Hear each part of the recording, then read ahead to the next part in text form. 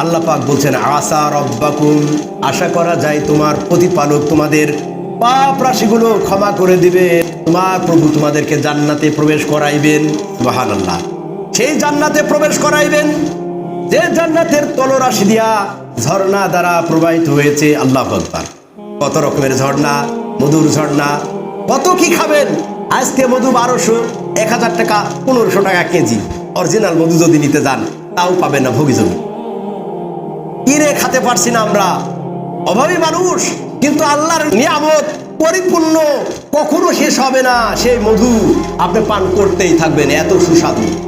মধুর ঝর্ণা, দুধের ঝর্ণা, স্বচ্ছ পানি, একদম যেগুলো পান করবেন আপনার আত্মাগুলো ঠান্ডা হয়ে যাবে। আল্লাহু আকবার। এমন কিছু পানি আপনাকে খাওয়াবে যেগুলো আমরা ফ্রেশ পানি পাই না। সব কিছু নহর, দুধের নহর, মধুর নহর, স্বচ্ছ পানির নহর, এগুলো দিয়ে আল্লাহ পাক আপনাকে আমাকে আপ্যায়ন করাবেন। আল্লাহ পাক প্রত্যেক ওয়াক্ত জান্নাতে যা চাইবে আপনার মন। দুনিয়াতে এখন মনে হচ্ছে ভাই আমি যদি একটু গরুর গোশত খাইতে পারতাম কত ভালো হইতো, কারণ অনেকদিন থেকে গরুর গোশত নাই। জান্নাতটা কি জানেন?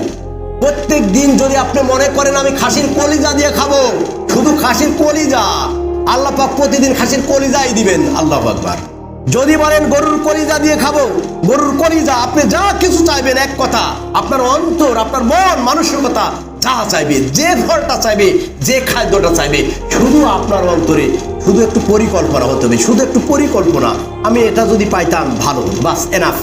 আর দরকার নেই সেটা রেডিমেড খাদ্য আপনার নিকটে চলে আসবে। আল্লাহু আকবার। কোনো কাজ নাই, কোনো কাম নাই, শুধু খাবেন আর একটাই কাজ আলহামদুলিল্লাহ, শুধু আল্লাহর প্রশংসা, শুধু আল্লাহর তাসবিহ আলহামদুলিল্লাহ, এতটুকু। আর দরকার নাই, সেখানে নামাজ নাই, সেখানে কুরবানি নাই, সেখানে জাকাত নাই, সেখানে জিহাদ নাই, সেখানে আর কিছু নাই। তবে আপনার পরিবার থাকবে, আপনার স্ত্রী থাকবে, আপনার ছেলে মেয়ে যারা জান্নাতি তারা আপনার সাথে জান্নাতে একসাথে বসবাস করবে। আপনি যা চাইবেন, যদি আল্লাহর নিকটে আপনি আমি চাই যে হে আল্লাহ এই জান্নাতে আমি আমার জান্নাতি বিবিকে চাই, আমি আমার জান্নাতি দুনিয়ার বিবিকে আমি চাই, দুনিয়ার আমার এই জান্নাতি সন্তানকে আমি চাই, আমি একসাথে বসবাস করতে চাই। যা কিছু চাইবেন আপনার অন্তর অনুযায়ী আল্লাহ পাক সেভাবে আপনাদেরকে সুন্দর ব্যবস্থা করে দিবেন। খাদ্যের ব্যাপারে তাই, যা কিছু মন চাই, যা কিছু মন চাই। ইভেন জান্নাতে একজন গ্রাম্য মানুষ এসে আল্লাহর নিকটে বলবেন হে আল্লাহ আমি গরু ঘোড়া চাই, আমি হাল চাষ, আল্লাহ তাকে হাল চাষের ব্যবস্থা করে দেবেন, উপযোগী করে দেবেন। ওখানে গরু বা মহিষের ব্যবস্থা করে দিবেন, হাল চাষের ব্যবস্থা করে দিবেন। হাল চাষ করবে, শস্য দানা বপন করবে, শস্য হয়ে যাবে, আবার শেষে সেই সব কিছু নষ্ট করে ভেঙে দিয়ে চলে আসবে। অর্থাৎ দুনিয়াবী শিশুরা, আমাদের শিশুরা, ছেলেমেয়েরা যেমন খেলাধুলা করে এমনটি হলো পরিবেশ। তারা খেলে, তারা ভাত রান্না করে, মাছ রান্না করে, মাটি দিয়ে রান্না করার পরে লাস্টে তারা সেগুলো ভেঙে দিয়ে চলে আসে না বাড়িতে? অনুরূপ জান্নাতে এরকম, সে আবেদন করবে তাকে তাই দেওয়া হবে, সে খেলাধুলা করবে।